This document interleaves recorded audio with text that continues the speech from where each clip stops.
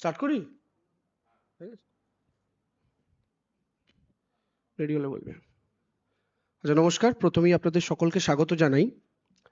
আপনারা জানেন গত বেশ কয়েকদিন যাবৎ যাদবপুর বিশ্ববিদ্যালয়ে ঘটে যাওয়া যে ঘটনা, যেখানে শিক্ষামন্ত্রী সহ অধ্যাপক সহ আমাদের তৃণমূল ছাত্র পরিষদের বিভিন্ন সদস্যরা তাদেরকে যে আক্রমণ করা হলো, এবং সেইটাকে কেন্দ্র করে যে কুনাট্য রচনা হয়েছে, সেটাকে কেন্দ্র করে যে মিথ্যে ফেক নিউজ, যে মিথ্যে ছবি, ভুয়ো ছবিকে কেন্দ্র করে বাংলার রাজনীতিতে প্রাসঙ্গিক হওয়ার চেষ্টা করছে সিপিএম, বিশেষ করে তাদের ছাত্র সংগঠন, এবং তার সঙ্গে সহযোগিতা নিয়েছে মাওবাদীদের। সেই জায়গা থেকে দাঁড়িয়ে আমরা দেখছিলাম যে এসএফআই এর তরফ থেকে কয়েকটা প্রেস কনফারেন্স হয়েছে, এবং সেই প্রেস কনফারেন্সগুলোতে বিশেষ করে আমি যে কয়েকটা ভিডিও এবং পোস্ট ছেড়েছি আমরা ফেসবুকে, সেগুলোকে কাউন্টার করে বিভিন্ন রকমের তারা ভিডিও আনছেন। আমি সবার আগে প্রথমে একটু ব্যাপারটার সামারি যদি করে নিই। কি হয়েছিল? ওয়েবকুপার একটা মিটিং ছিল, ব্রাত্য বসু সেখানে ছিলেন। ব্রাত্য বসু সহ সেখানে কারা উপস্থিত ছিলেন? 3000-এর কাছাকাছি অধ্যাপক। এই ঘটনা যখন চলছে, এই প্রোগ্রাম যখন চলছে, সেই প্রোগ্রাম চলতে চলতে প্রথমেই আমি আপনাদের যেটা দেখাতে চাই, যে এই প্রোগ্রাম চলতে চলতে একদম ভিড়ের পেছন থেকে বামেদের ছাত্র সংগঠনের সদস্য এবং তারই সঙ্গে কিছু হতে পারে তার মধ্যে মাওবাদী থেকে শুরু করে বিভিন্ন সদস্যরা রয়েছেন, তারা সেই জায়গায় দাঁড়িয়ে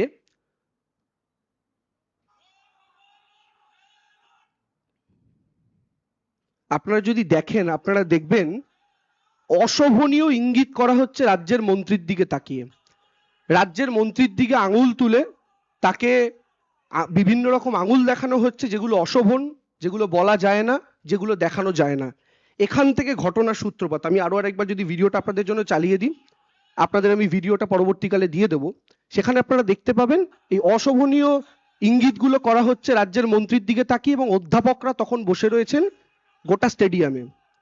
এখান থেকে ঘটনার সূত্রপাত।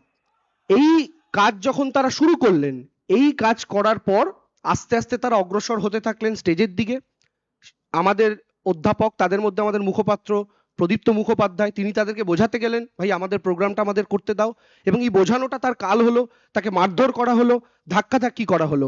আমার একটা সহজ প্রশ্ন সিপিএম এর বন্ধুদের কাছে, এসএফআই এর দাদা ভাইদের কাছে, বোনেদের কাছে, বন্ধুদের কাছে, আজ থেকে কয়েক বছর আগে, কয়েক দশক আগে, যখন তৃণমূল কংগ্রেসেরই কোনো এক প্রাক্তন নেতার বিরুদ্ধে কোনো এক শিক্ষক বা শিক্ষিকার সঙ্গে খারাপ ব্যবহারের অভিযোগ উঠেছিল, আপনাদের সেই জগ ছুঁড়ে মারা এপিসোড আপনাদের প্রত্যেকের, সেটা নিয়ে খুব আলোচনা হয়েছিল, অত্যন্ত নিন্দনীয় ঘটনা।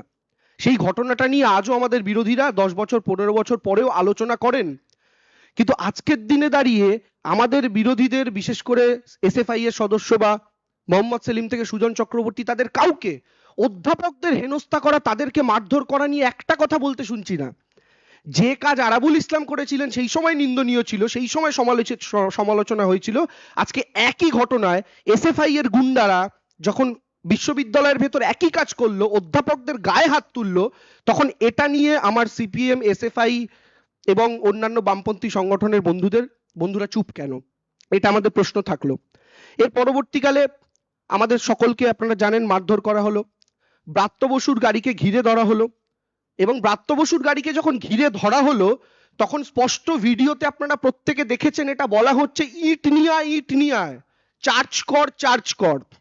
এবং এটার পর আপনারা প্রত্যেকে দেখেছেন ইট দিয়ে ব্রাত্য বসুর গাড়ির কাঁচ ভাঙা হয়, এবং স্বাভাবিকভাবেই আপনি আমি যে কেউ যদি গাড়ির ফ্রন্ট সিটে বসে আছি আর আমার সামনের কাঁচটা ভেঙে এত বড় গর্ত হয়ে গেছে, আমি জানি এরপরে যারা ইট নিয়ে আসছে আমার মাথাটা ফাটাবে, আমি কি সেখানে বসে অপেক্ষা করব? অনেকে প্রশাসনের কথা বলছেন, পুলিশ কি যাদবপুর ইউনিভার্সিটির ভেতরে ঢুকবে? আর যাদবপুর ইউনিভার্সিটির ভেতরে পুলিশ ঢোকানি 2014 সালে একটা হোক কলরবের মতো আন্দোলন দাঁড়িয়ে গিয়েছিল, সেই ইতিহাস আমরা প্রত্যেকে জানি। আবার যারা পুলিশের কথা বলছেন, এখানে তো পুলিশের কোনো রোল নেই, এবং এখানেই ব্রাত্য বসু অভিভাবক সুলভ আচরণ করেছেন, তিনি কিন্তু পুলিশ ডাকেননি। প্রাণের সংশয় হতে পারে এবং হচ্ছে জানার পরেও এতগুলো তৃণমূল পন্থী অধ্যাপক সংগঠনের সদস্যদের, অধ্যাপকরা এখানে রয়েছেন, তাদের প্রাণ সংশয় জানার পরও তারা কেউ, ইনক্লুডিং ব্রাত্য বসু, তারা কেউ কিন্তু পুলিশ ডাকেননি, নিজেরা ওখান থেকে বেরিয়ে গিয়েছেন, এবং স্বাভাবিকভাবেই, স্বাভাবিক মানব সত্তা অনুযায়ী বেরিয়ে গিয়েছেন। এটার মধ্যে অবাক হওয়ার কিন্তু কোনো কিছু নেই। এখন বিষয়টা হচ্ছে, এই গোটা ঘটনাটাকে কেন্দ্র করে একটা ছবি যেটা সর্বত্র দেখানো হচ্ছে, এই ছবিটা, এই ছবিটা সর্বত্র দেখানো হচ্ছে এবং বিশেষ করে আমাদের সিপিএম এর বন্ধুরা, যেটা নিয়ে আমি গতকালকে ভিডিও করেছিলাম এবং আমার সেই ভিডিওর অন্য অংশ নিয়ে অন্যরকম বিশ্লেষণ করেছেন বামপন্থী বন্ধুরা, এসএফআই এর আমার প্রিয় দাদা সৃজন দা প্রেস মিট করেছে দেখছিলাম। আচ্ছা, আমাকে একটা কথা বুঝিয়ে দিন, এসএফআই এর দাদাদের কাছে আমার অনুরোধ, আমার প্রিয় সৃজনদার কাছে আমার অনুরোধ, যিনি প্রেস মিট করছিলেন, আমার ভিডিওর বক্তব্য ছিল এই ছবিটি আপাতভাবে দেখে মনে হচ্ছে সত্যি নয়। কেন মনে হচ্ছে তার কয়েকটা কারণ আমি আপনাদের বলি। এই ছবিটা আপনারা স্পষ্ট দেখতে পাচ্ছেন যে একজন স্করপিওর সামনে চাকার নিচে ঢুকে রয়েছে। এখন কয়েকটা বক্তব্য। প্রথম, ওই দিন কোনো স্টিল ছবি তোলা হয়নি। যে কটা ভিডিও বা ছবি আপনি আমি প্রত্যেকে পেয়েছি, প্রত্যেকটা ভিডিও থেকে নেওয়া, ভিডিও পজ করে নেওয়া তার স্ন্যাপ। এটাও ভিডিও থেকে নেওয়া স্ন্যাপ। এই যে ভিডিও থেকে নেওয়া স্ন্যাপ, তাহলে ভিডিও থেকে যে স্ন্যাপটা নিয়ে যেখানে দেখানো হচ্ছে এই গাড়ির চাকার নিচে নাকি ইন্দ্রানুজ শুয়ে রয়েছে, তাহলে আমাদের বক্তব্য হচ্ছে এই ভিডিওটা কোথায়? যে ভিডিও থেকে এই স্ন্যাপটা তোলা হলো সেই ভিডিওটা কোথায়? গতকাল সৃজন দ্বারা প্রেস মিট করে যে ভিডিওটা দেখিয়েছেন সেটা গাড়ির ব্যাক সাইডের ভিউ, এবং সেখানে যে কেউ পড়ে যাচ্ছে, সে পড়ে সাইডে চলে যাচ্ছে না কোন দিকে চলে যাচ্ছে বোঝা যাচ্ছে না। সেটা একমাত্র বোঝার উপায় ফ্রন্ট ভিউ থেকে, যে ফ্রন্ট ভিউয়ে স্ক্রিনশট তারা ভাইরাল করেছেন। তো যেখান থেকে এই স্ক্রিনশটটা, যে ভিডিও থেকে আপনারা এক্সট্রাক্ট করেছেন, সেই ভিডিওটা কোথায়? এটা যতক্ষণ না আমাদের কাছে আসছে আমরা তো এটাকে সত্যি বলে মনে করতে পারবো না, এটাই স্বাভাবিক। কারণ সব ভিডিও অ্যাভেলেবেল মার্কেটে, আপনারা প্রেস মিট করে করে সব ভিডিও দেখাচ্ছেন, শুধু এই ভিডিওটা দেখাতে পাচ্ছেন না। দেখিয়ে দিন, তাহলে বুঝবো সত্যি হয়তো কোনো ঘটনা ঘটেছে, ঘটে থাকতেই পারে তাড়াহুড়োর মধ্যে, কিন্তু দেখিয়ে দিন। এক নম্বর কথা।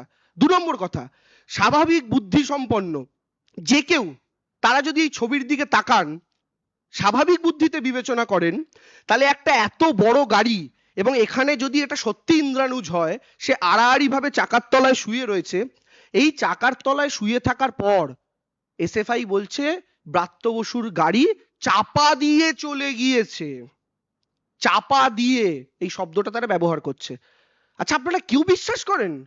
যদি এত বড় একটা গাড়ি এরকম আড়াআড়ি শুয়ে থাকা একটা মানুষের ওপর, লম্বালম্বি হলে আমি তাও মানতে পারতাম যে ওপর দিয়ে গাড়িটা বেরিয়ে চলে গেছে, তার নাকে চোখে মুখে চোট লেগেছে, কিন্তু আড়াআড়ি সে শুয়ে রয়েছে, তার উপর দিয়ে এত বড় একটা গাড়ি গিয়েছে, তারপরেও সেই ব্যক্তির শুধুমাত্র চোখে চোট লেগেছে।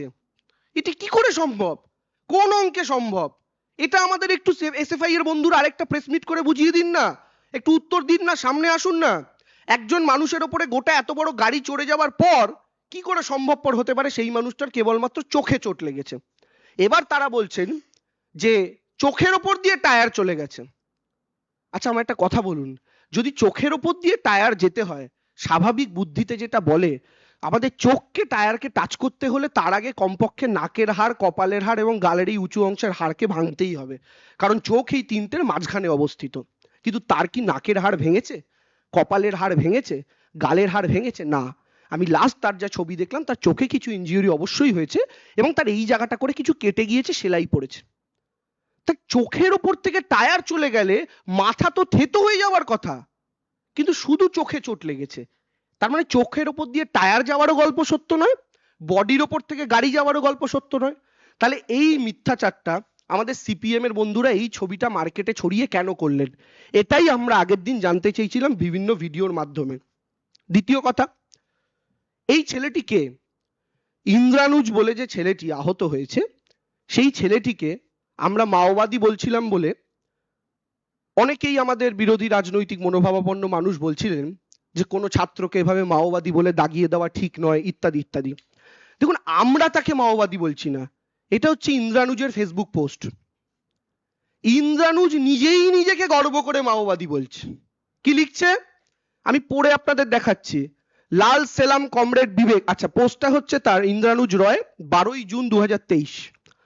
সে বলছে লাল সেলাম কমরেড বিবেক, লাল সেলাম কমরেড কমলা, লাল সেলাম কমরেড যোগী, মার্ক্সবাদ লেনিনবাদ মাওবাদ দীর্ঘজীবী হোক, অপারেশন সমাধান প্রহারের নামে ভারতের জনগণের ওপর গৃহযুদ্ধ চালানো ভারত রাষ্ট্র ধ্বংস হোক, লাস্ট মাওবাদ দীর্ঘজীবী হোক। এটা কার পোস্ট? ইন্দ্রানুজের নিজের পোস্ট। সে বলছে মাওবাদ দীর্ঘজীবী হোক। তো মাওবাদের দ্বারা যে পরিচালিত সে তো মাওবাদী। এটা তো জলের মতো স্বচ্ছ, এটাতে বিতর্কের কি অবকাশ আছে? এবং এই ব্যক্তিকে, যে ঘোষিত মাওবাদী, তার প্রতি আমি দেখতে পাচ্ছি সিপিএম এর নেতারা, করতেই পারেন, একজন অসুস্থ হয়েছে তাকে দেখতে যাবো, আমাদের ব্রাত্য বসু তো তার ফ্যামিলিকে ফোন করে খোঁজ খবর করেছেন, সেটা কোনো ব্যাপার না, এটা মানবিকতার কাজ।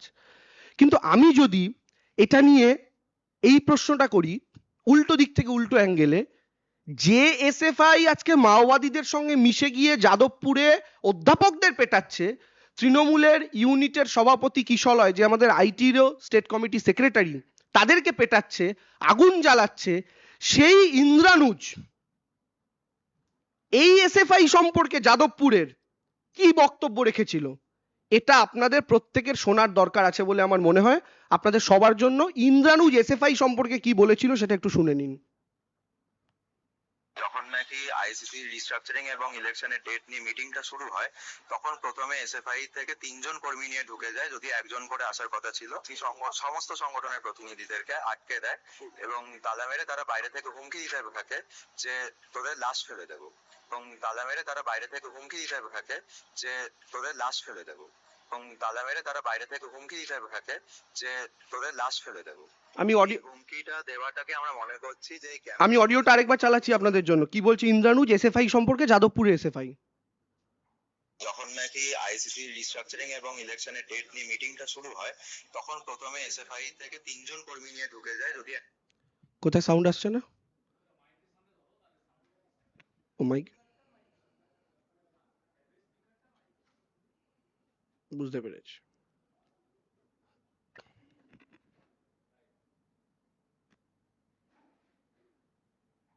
যখন নাকি আইসিসি রিস্ট্রাকচারিং এবং ইলেকশনের ডেট নিয়ে মিটিংটা শুরু হয়, তখন প্রথমে এসএফআই থেকে 3জন কর্মী নিয়ে ঢুকে যায়, যদি একজন করে আসার কথা ছিল। সমস্ত সংগঠনের প্রতিনিধিদেরকে আটকে দেয় এবং তালা মেরে তারা বাইরে থেকে হুমকি দিতে থাকে যে তোদের লাশ ফেলে দেবো, এবং তালা মেরে তারা বাইরে থেকে হুমকি দিতে থাকে যে তোদের লাশ ফেলে দেবো, এবং তালা মেরে তারা বাইরে থেকে হুমকি দিতে থাকে যে তোদের লাশ ফেলে দেবো। এই হুমকিটা দেওয়াটাকে আমরা মনে করছি যে এই ক্যাম্পাসের মধ্যে দীর্ঘ 5 বছর যখন ইলেকশন হয়নি, এসএফআই 2020 সেই ইলেকশনে জেতার পর থেকে মনে করেছে এই ক্যাম্পাসে তাদের একচ্ছত্র রাজ চলছে, এবং তারা নানা সময় বিরোধী মতের ছাত্রছাত্রীদেরকে পোস্টার ছিঁড়ে দেওয়া, তাদেরকে মারধরের হুমকি দেওয়া, এবং তা আপনারা শুনলেন, এই ইন্দ্রানুজ বলছে এসএফআই নাকি তাদেরকে লাশ ফেলে দেওয়ার হুমকি দিয়েছিল। ইন্দ্রানুজের বক্তব্য, যাকে আজকে মোহাম্মদ সেলিম সুজন চক্রবর্তী দেখতে যাচ্ছেন।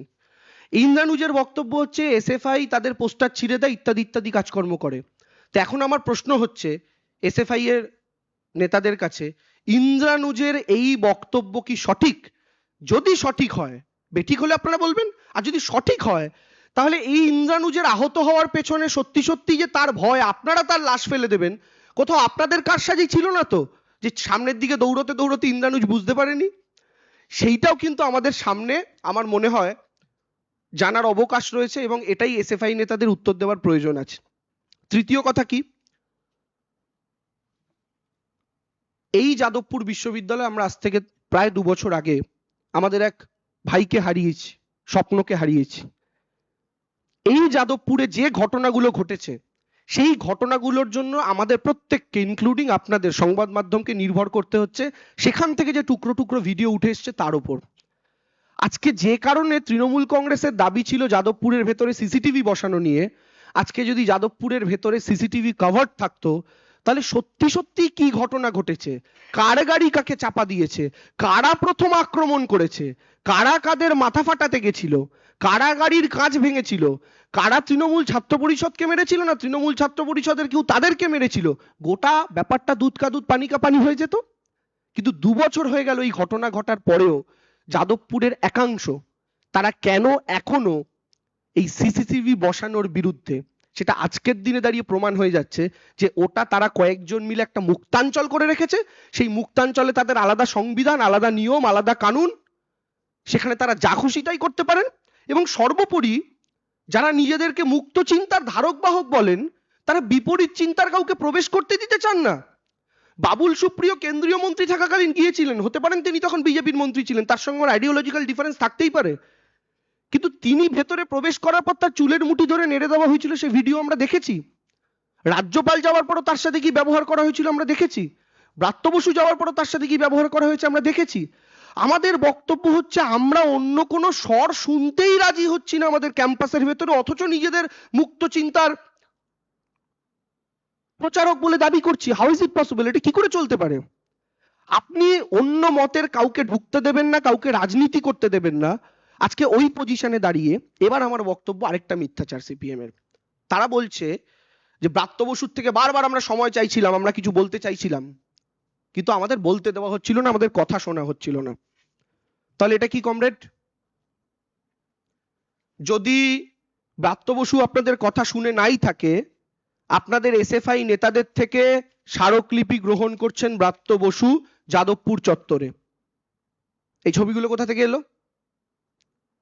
তার মানে ব্রাত্য বসু আপনাদেরকে সময় দিয়েছিল, আপনারা স্মারকলিপি দিয়েছিলেন। এই যে দুজনকে দেখা যাচ্ছে, আমি যতদূর জানি, আমি যদি খুব ভুল নই, এসএফআই এর নেতা বা অন্য কোনো বাম সংগঠনও হতে পারেন, মোট কথা এসএফআই খুব সম্ভবত, তারা স্মারকলিপি দিয়েছেন, ব্রাত্য বসু সেটা গ্রহণ করেছে। তাহলে ব্রাত্য বসু স্মারকলিপি গ্রহণ করলেন, তারপরে তার গাড়ির কাঁচ ভাঙা হলো। এইটা একটু যুক্তি সহকারে একটু বুঝিয়ে দেবেন আমার এসএফআই এর বন্ধুরা, আমার যাদবপুরের মাওবাদী বন্ধুরা, আমার যাদবপুরের আক্রমণকারী বন্ধুরা, যে ব্রাত্য বসু তাহলে অন্যায় কি করেছে, এবং আপনারা তাহলে এই মিথ্যাচারটা করলেন কেন? ব্রাত্য বসু আপনাদের সময় দেয়নি, এটাও আরেকটা মিথ্যাচার সিপিএম এর এবং এসএফআই এর এবং যাদবপুরের অন্যান্য যে সংগঠন আছে তাদের, যেটা আরেকটা জিনিসও প্রকাশ্যে চলে আসছে। আমাদের একটা জিনিস ভেবে দেখার দরকার আছে যে সিপিএম এর সঙ্গে এই মুহূর্তে এই যে মাওবাদীদের ঘনিষ্ঠতা, যারা 1.5 মাস আগে, এবং ইন্দ্রানুজের আমি যে বক্তব্যটা শোনালাম এসএফআই সম্পর্কে, সেটা বেশি পুরনো, 1.5 থেকে 2 মাস আগের বক্তব্য, যে বলছে এসএফআই তাদের লাশ ফেলে দেওয়ার হুমকি দিচ্ছে এবং পাল্টা তারাও বিভিন্ন রকম হুমকি দিয়েছেন। আমাদের বক্তব্য হচ্ছে এই সিপিএম এর হঠাৎ করে এই পরিবর্তনটা কেন? এখন তারা হঠাৎ করে মাওবাদীদের ঘনিষ্ঠ হচ্ছে। কয়েক মাস আগে নৈহাটির উপনির্বাচনে সিপিআই এমএল এর সাথে তারা জোট করছে।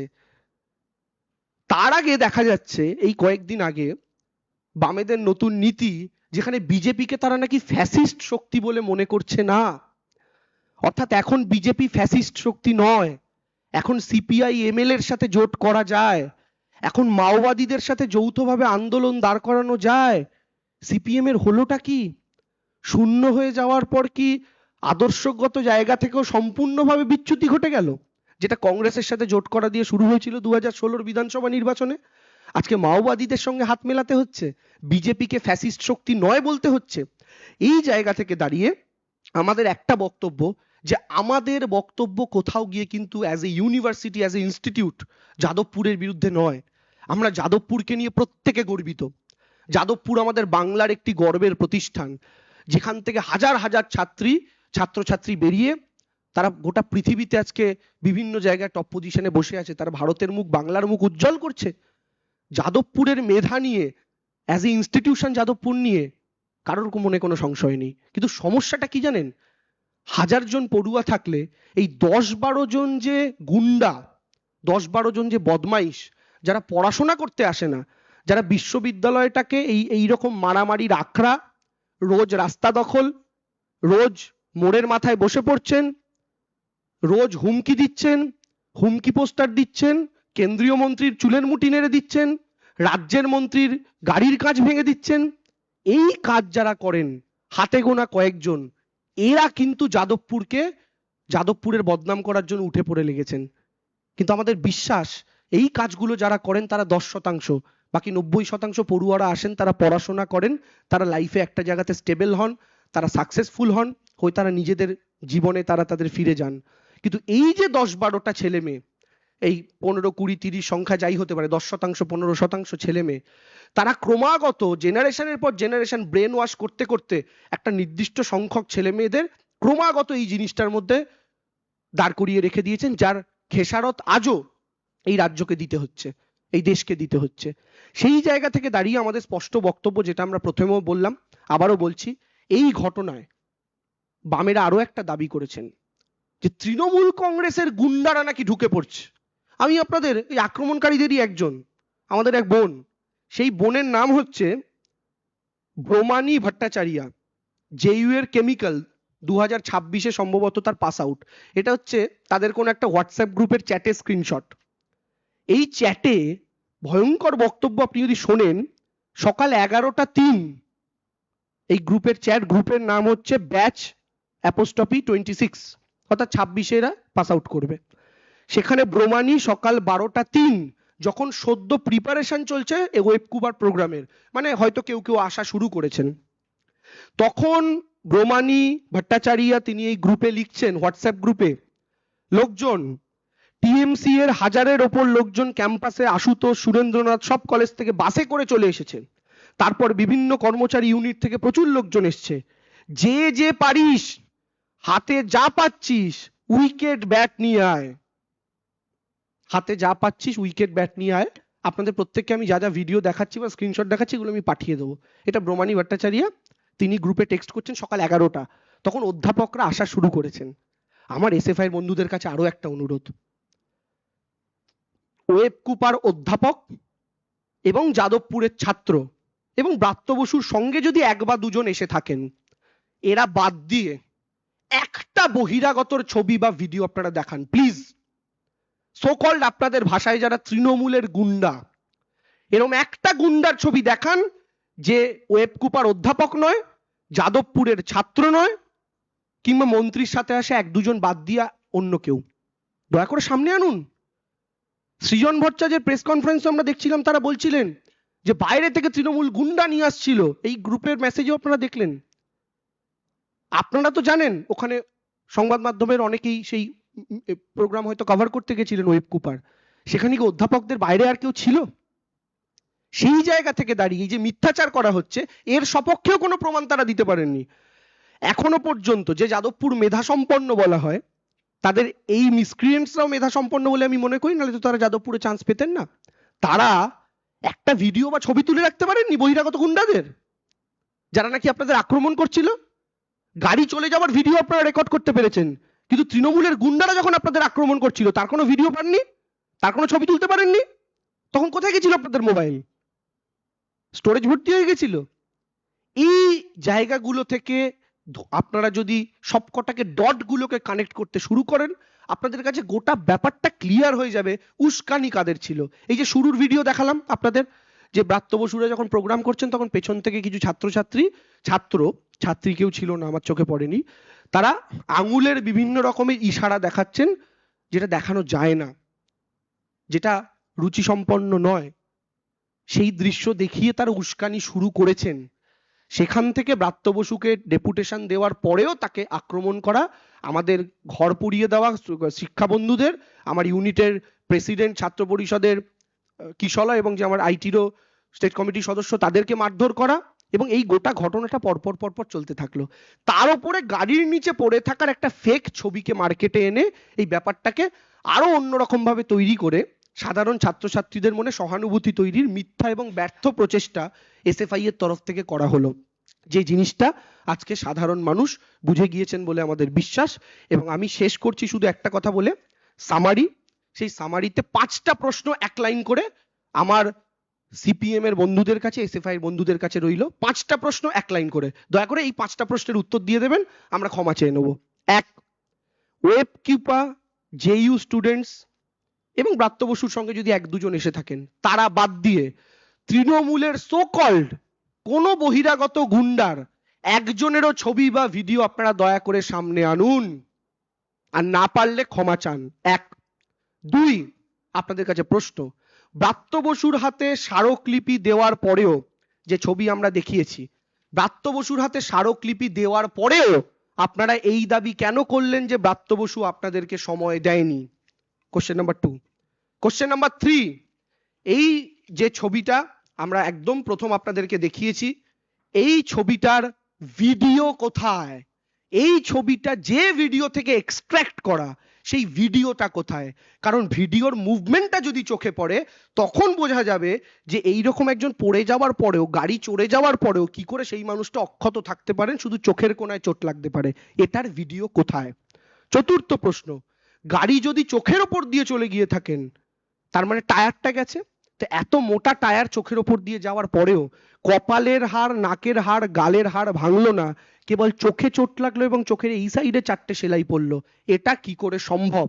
এবং 5, আপনাদের এখনকার blue eyed boy Indranuj SFI কে নিয়ে 1.5 মাস আগে যে বক্তব্য রেখেছে, এসএফআই নাকি তাদের লাশ ফেলে দেওয়ার হুমকি দিয়েছে, ইন্দ্রানুজের সেই অভিযোগ সত্য না মিথ্যা? এই 5টা প্রশ্নের জবাব আমার সিপিএম এর, এসএফআই এর, আমার প্রিয় সৃজন দা আমাদেরকে দিয়ে দিন, আমরা বাধিত থাকবো। Thank you. আপনাদের যদি কিছু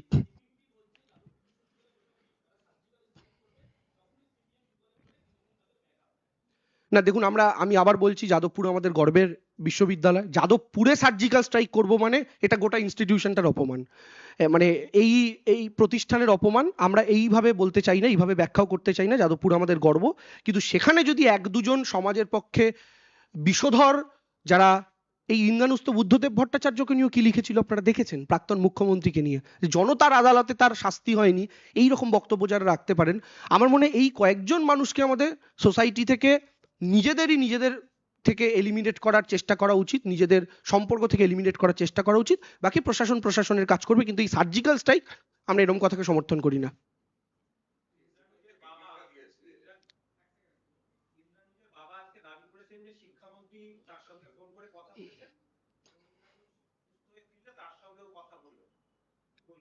হ্যাঁ, এইটা একটা ইম্পর্টেন্ট প্রশ্ন, কারণ হচ্ছে কালকেও কিছুজন দেখছিলাম একটা বক্তব্য রাখছিলেন, ইনক্লুডিং সৃজন দাও বলেছে যে আমরা সোশ্যাল মিডিয়া এরকম পোস্ট করছি, অথচ ব্রাত্যবাবু তো মিডিয়াকে বলেছেন যদি আমার কিছু হয়ে থাকে তাহলে মানে এই ভুলের জন্য মানে আমি বুঝতে পারিনি বা ইত্যাদি ইত্যাদি কিছু বক্তব্য। আমি এটা আপনাদের ক্লিয়ারলি বলে দিই, এই ভিডিও প্রকাশ্যে আসার আগে ব্রাত্যবাবুর এই বাইট দেওয়া।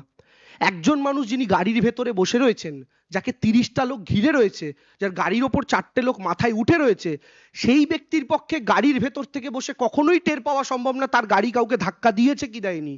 আপনারা ন্যাচারালি ভাবার চেষ্টা করুন, আপনি একা একটা হাই রোডে গাড়ি করে যাচ্ছেন, রাস্তায় কিছুর সাথে যদি আপনার ইম্প্যাক্ট হয় আপনি টের পাবেন, কিন্তু আপনার গাড়ি আস্তে আস্তে এগোচ্ছে, 20টা লোক ঘিরে রয়েছে, 4টে লোক গাড়ির মাথায় বসে আছে, তখন আপনার গাড়ি চলতে গিয়ে কারোর সাথে ধাক্কা লাগলো কিনা ওটা গাড়ির ভেতর থেকে বুঝতে পারা সম্ভব নয়। তাই ব্রাত্যদা যে কথা সংবাদ মাধ্যমে দেখেছেন, যে অভিযোগ শুনেছেন, তিনি ভেবেছেন এত বড় মিথ্যে কথা আশা করি কেউ বলবে না, তাই তিনি বলেছেন যদি হয়ে থাকে তাহলে আমি দুঃখিত। কিন্তু ব্রাত্যদাও জানতেন না আদপে তার গাড়ির তলায় চাপা কেউ পড়েননি। ব্রাত্যদা এখন জানতে পেরেছেন, আপনারা এখন তার থেকে মতামত চাইতেই পারেন। এবং স্বাভাবিকভাবে একজন শিক্ষামন্ত্রী হিসেবে যে প্রশ্নটা দাদা করলেন, তিনি ইন্দ্রানুজের বাবার সঙ্গে কথা বলেছেন, এটাই তো একজন অভিভাবক সুলভ আচরণ। তিনি সেই জায়গা থেকে তার দায়িত্ব পালন করেছেন রাজ্যের একজন অভিভাবক হিসাবে।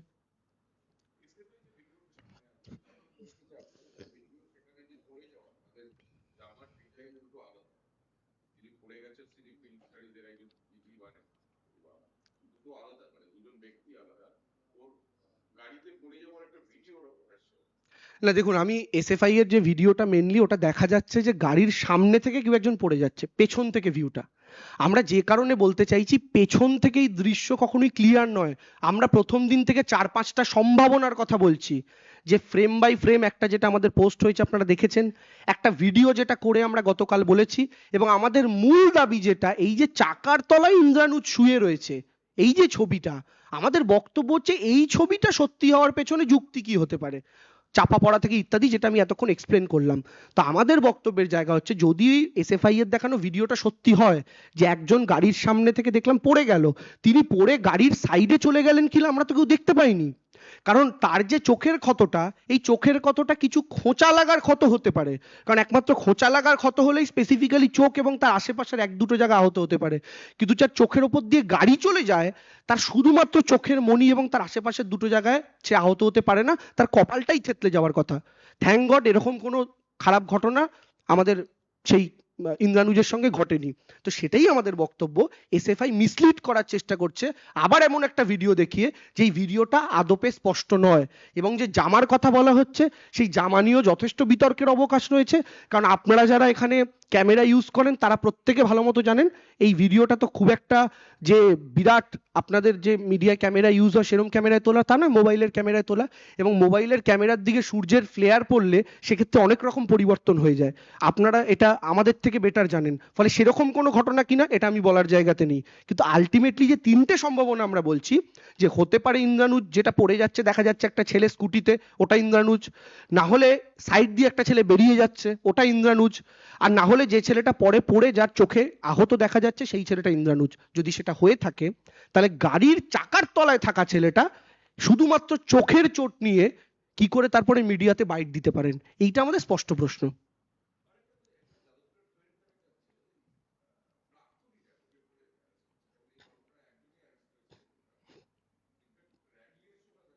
একদম না, প্রাক্তনীদের ব্যাপারটা নিয়ে দেখুন, এর আগেও এই নিয়ে যাবতীয় বিতর্ক হয়েছে। এখন প্রাক্তনীদের ব্যাপারটা নিয়ে আলোচনা তাদের নিজেদের মধ্যেও তারা করেছেন, তাদের বামপন্থী বিভিন্ন সংগঠন, আমাদের ইউনিয়ন থেকে শুরু করে প্রত্যেকের এখানে একটা মতামত আছে। কিন্তু আমাদের বক্তব্য হচ্ছে, যে ঘটনা ঘটছে ভেতরে, সেই ঘটনা তো দুধ কা দুধ পানি কা পানি হয়ে যায় যদি আর 5টা ইনস্টিটিউটের মতো সিসিটিভি কভার থাকে। সেইটা করতে তাদের এত বাধছে কেন, এবং তারা তার বিরুদ্ধে কেন আন্দোলন করছেন? যে সিসিটিভি লাগাতে দেব না, স্বপ্নের মৃত্যুর পর ওই আন্দোলনটা তারা চালু করেছিলেন কেন? সিসিটিভি থাকলে কি এমন জিনিস সামনে চলে আসবে যেটা আপনারা সামনে আসতে দিতে চান না? এটা তো খুব স্পেসিফিক প্রশ্ন। এখন বহিরাগতরা এসে কাজ করুক, দেখুন অন্যায় যদি বাইরে থেকে কেউ এসে করে সেটাও অন্যায়, ভেতরের কেউ করলে সেটাও অন্যায়। অবশ্যই একটা ইউনিভার্সিটিতে বাইরে থেকে কেউ ঢুকে বিভিন্ন রকম, ওখানে অনেক অভিযোগ ওঠে, মদ্যপান থেকে শুরু করে গঞ্জি কাশেবন থেকে শুরু করে বিভিন্ন রকম অভিযোগ ওঠে, সেগুলো নিয়ে আলোচনাও বহুবার হয়েছে। সেই রকম ঘটনাগুলোর ক্ষেত্রেও বহিরাগতদের একটা মদত থাকে বলে বলা হয়। আমরা প্রত্যেকে জানি সব জায়গায় একটা নিয়ম শৃঙ্খলা থাকা উচিত। তো সেইগুলোর ক্ষেত্রে যারাই এটা করছে না কেন, যদি সিসিটিভি কভার্ড হয় তাহলে গোটা ব্যাপারটা সামনে চলে আসে, কিন্তু তারা সেই ব্যাপারটাই করতে দিতে রাজি নন।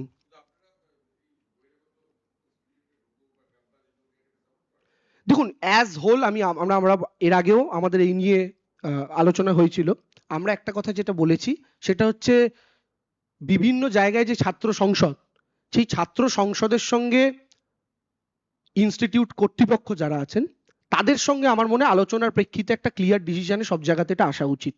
সেক্ষেত্রে আমার মনে হয় কারা কি সিদ্ধান্ত নিচ্ছেন, সেই সিদ্ধান্তে কারা কোন পক্ষে আছেন, সেটাও সেক্ষেত্রে ক্লিয়ারলি আসা উচিত। যে একটা নির্দিষ্ট বিশ্ববিদ্যালয় বা কলেজ, সেখানকার ছাত্র সংসদের সিদ্ধান্ত বহিরাগতরা প্রবেশ করবে কি করবে না, এবং সেখানকার কর্তৃপক্ষ যারা আছেন তারা কি সিদ্ধান্ত নিচ্ছেন, এবং উভয় মিলে একটা সেম পেজে আসতে পারছেন কিনা। আমার মনে হয় ইন্ডিভিজুয়াল কলেজ স্পেসিফিক বা ইউনিভার্সিটি স্পেসিফিক এই ডিসিশনগুলো করা এবং এটাকে প্রকাশ্যে নিয়ে আসা মিডিয়ার মাধ্যমে সাধারণ মানুষের কাছে এটা আনার দরকার।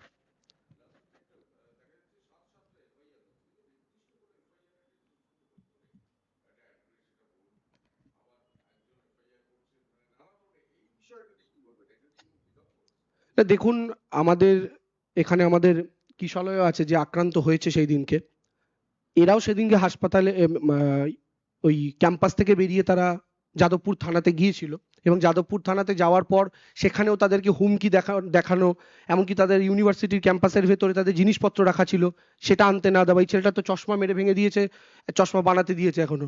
তো সেই জায়গা থেকে দাঁড়িয়ে এই যে পরিস্থিতি, এই পরিস্থিতির মধ্যে দাঁড়িয়ে কিশলয়, আমি চাই তুই একবার আয় এখানে পাশে এসে বস। তো সেই জায়গায় দাঁড়িয়ে আমার মনে হয় যে এই যে এও তখন সেই মুহূর্তে উপস্থিত ছিল, এবং এও থানাতে গিয়েছিল। একটু এগিয়ে আয়। এ আমাদের আইটি স্টেট কমিটি সেক্রেটারি এবং যাদবপুরের টিএমসিপির ইউনিটের প্রেসিডেন্ট। একেও সেদিনকে ভয়ঙ্করভাবে মারধর করা হয়, এবং এর চশমা ভেঙে দিয়েছে, চশমা ভেঙে চশমা ছুঁড়ে ফেলে দিয়েছে। সে চশমাটা খুঁজেও পাইনি এখনো পর্যন্ত। এ হাই পাওয়ারের চশমা, এখন চশমা ছাড়া ঘুরে বেড়াচ্ছে, চশমা বানাতে দিয়েছে এখনো পর্যন্ত। তো এরা সেই মুহূর্তে গিয়ে যাদবপুর থানায় বসে তারা যাদের যাদের চেনেন, তাদের সম্পর্কে যেইটুকু ডিটেলস জানেন, তার ভিত্তিতে যেইটুকু কমপ্লেন করার করেছেন। পরবর্তীকালে আরো কোনো ডিটেলসের যদি প্রয়োজন হয়, তাহলে এদের কাছে যেইটুকু যা ডিটেলস আছে এরা প্রত্যেকে দিয়ে হেল্প করবে প্রশাসনকে। কিন্তু আমাদের অনুরোধ, প্রশাসনের উচিত প্রম্পট অ্যাকশন নেওয়া, এবং প্রশাসনের কাছে আমাদের অনুরোধ থাকবে যে প্রশাসন যেন এইরকম মিসক্রিয়েন্টসদের বিরুদ্ধে স্ট্রং অ্যাকশন নেয়। ঠিক আছে? হ্যাঁ, সবকটা একসাথে কি করে ধরবো গো? ও আচ্ছা আচ্ছা, ঠিক আছে, আগে আগে ব্রাত্য বসুর সাথে মিটিং। ঠিক আছে। ও আচ্ছা। হুম।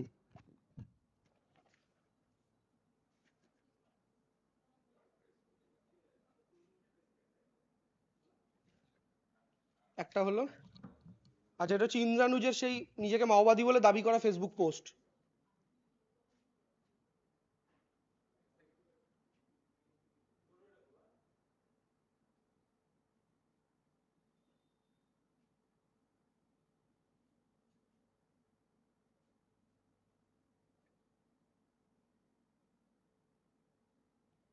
লাগাই পরেরটা।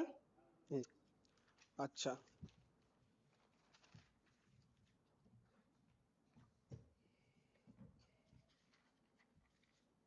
এটা হচ্ছে সেই গাড়ি, এটা তো বিখ্যাত ছবি, সবার কাছেই আছে।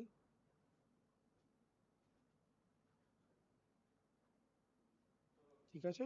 আর আর এই ব্রাত্য বসুর সাথে মিটিং এর আরো কয়েকজন এক্সট্রা, যে ব্যাকগ্রাউন্ডটা বোঝা যাচ্ছে ওটা একটু ক্লোজ ফ্রেমে ছিল, এটা যদি নেন।